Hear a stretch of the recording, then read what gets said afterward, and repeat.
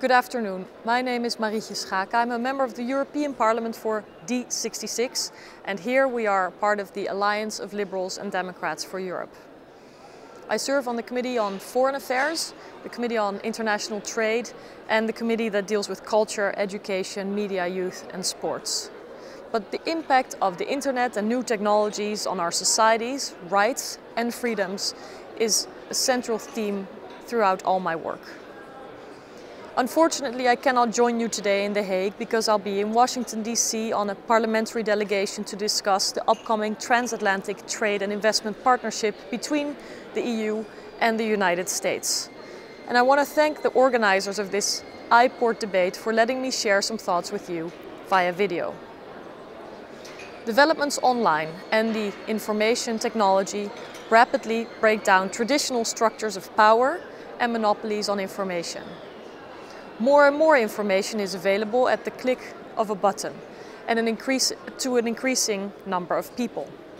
New technologies change our society and the functioning of democracies, the economy and media. This revolutionary change is not just tangible in the Netherlands or in Europe, but throughout the world. It is therefore not surprising that we see governments scrambling to adapt to this changing environment, both when it comes to regulation of the online environment or to their own adoption to this hyper-connected reality. And we should aspire to make more future-proof governments and societies. In the Netherlands alone, the list of examples of failed ICT projects is so long that a parliamentary committee has been installed to investigate the causes of these failures. Indeed, it is essential that these projects are properly evaluated, so that valuable lessons can be learned and people are held accountable. But much more should be done to prevent them from happening in the first place. Education and increasing know-how among politicians and other decision makers is needed urgently.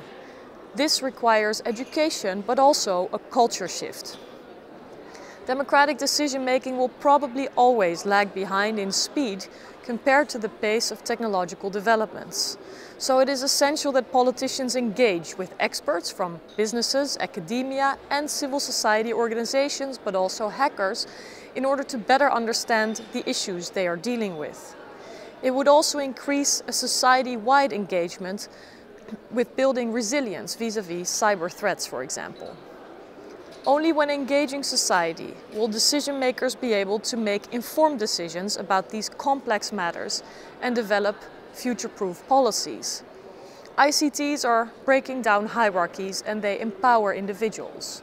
And governments in turn should engage with relevant networks and should even reclaim their relevance in today's day and age. One such network is a platform as iPoort. But there are plenty of examples I come across in my work in the European Parliament. A few years ago, I organized a series myself. The events were called Nerds in the Parliament and were aimed to help improve the ICT knowledge of my colleagues. In the EU, there are various platforms where industry and politicians meet, or where, for example, the ethical impact of ICTs is discussed.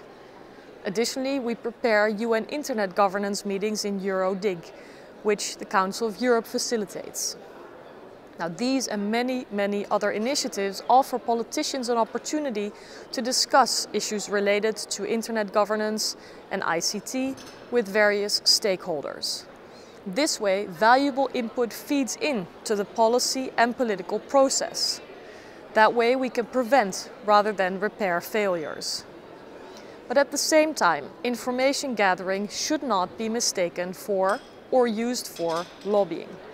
This is a real risk. Who gets a seat at the table? Is a multi-stakeholder process inclusive? The loudest voices are not always the most representative ones. We need more transparency and inclusion when informing policy and politics. ICTs raise expectations and offer new opportunities when it comes to this much-needed transparency. Now, Europe in general, and the Netherlands in particular, are still among the global frontrunners in their approach to internet governance and innovative ICT projects. But we cannot afford to rest on our laurels.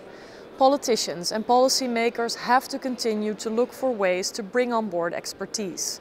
And this expertise should lead to society-wide improvements, such as investment in the knowledge economy, R&D and innovation, even in, and perhaps especially in times of economic crisis. We need to advance in technology education for boys and girls. It is already clear that this is where jobs are found. And I hope that today's debate will be a positive step towards these goals and towards making the Netherlands even more future-proof. And I look forward to continuing the debate via Twitter or email. Thank you very much.